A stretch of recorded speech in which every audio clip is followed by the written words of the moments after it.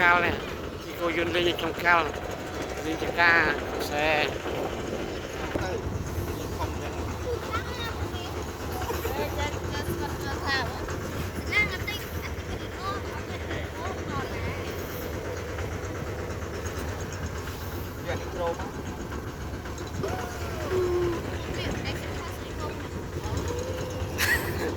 này mà plei tới mày không mấy plei tới không mấy plei tới cho ca không mấy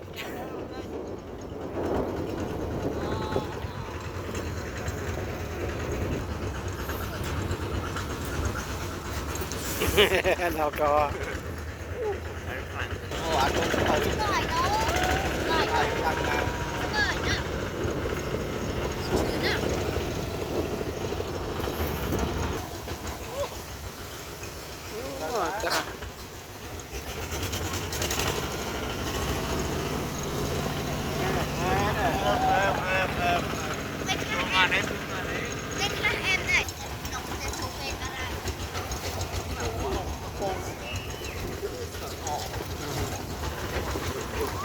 mua lẹ đó con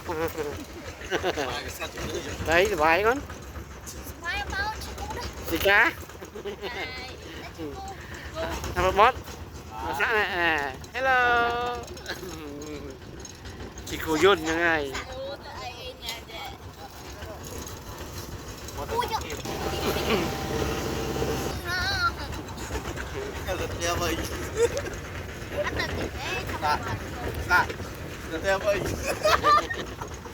ai play rồi đó phiêu chỗ kia như này lẽ như này off road chị cô Yun off road không cô Yun như này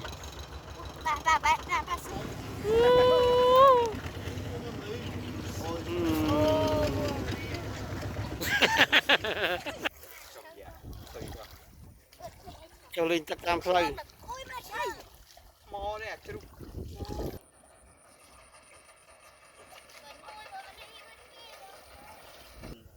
hello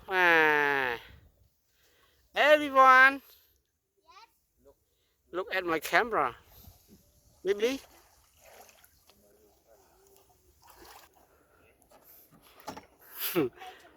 sủng khăn tất công cô Yun con vô nhưng mà lẽ thầm chắc lại đây và lên chọn năng sân anh chắc không muốn phòng ai lên rồi everyone hey. we are now in the rice field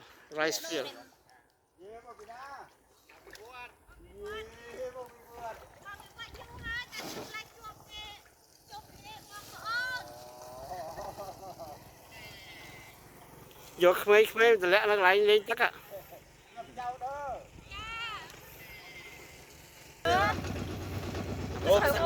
sắc hồng mòn này da phải là cô Yun lẽ nó ngon như đó à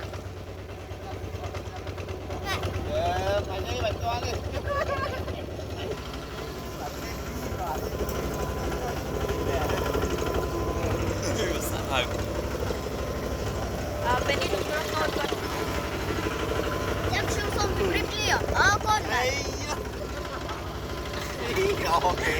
anh phải không nên phá kìa anh ya ô chỉ làm mà phải đi